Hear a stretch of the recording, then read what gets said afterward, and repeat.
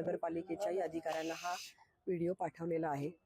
पुरातत्व विभागाच्या अधिकाऱ्यांनी मला असं सांगितलं की आम्ही ताबडतोब त्या लोकांना बाहेर काढलंय, म्हणजे ती मंडळी आली होती आणि त्यांनी ती कृती केली हे निदर्शनास येत आहे। म्हटलं कधी केलं होतं हे, तर म्हणे की एका शुक्रवारी दुपारी 1:30च्या सुमारास हे कृत्य घडलेलं आहे।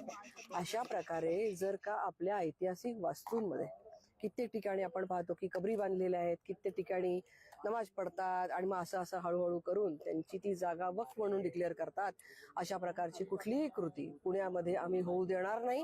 यासाठी पुण्यातला सकल हिंदू समाज एकत्र आहे, सर्व धर्मसंस्था आणि सर्व जागरूक हिंदू बांधव भगिनी एकत्र आहेत आणि त्यामुळे आम्ही आज या ठिकाणी आलेलो आहोत। व्हिडिओ कधीचा आहे नेमका?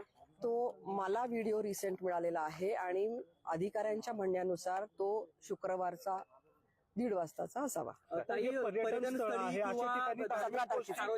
सार्वजनिक ठिकाणी किंवा पर्यटन स्थळी अशा पद्धतीने धार्मिक प्रार्थना करू नये याबाबतचे काही नियम आहेत का? याबाबतचं काही कायदेशीर यांच्यावरती कारवाई होऊ शकते का?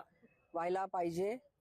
हळूहळू करून हे लोक नमाज पडतात आणि मी स्वतः वक्फच्या नवीन कायद्याचा अभ्यास करण्यासाठी जो गट होता त्या कमिटीमध्ये होते। वक्फ बाय युजर ज्या ठिकाणी ते नमाज पडायला सुरुवात करतात, कालांतराने ती जागा आमची आहे, वक्फची आहे म्हणून क्लेम करतात आणि म्हणून आम्ही सगळेजण सजग आहोत।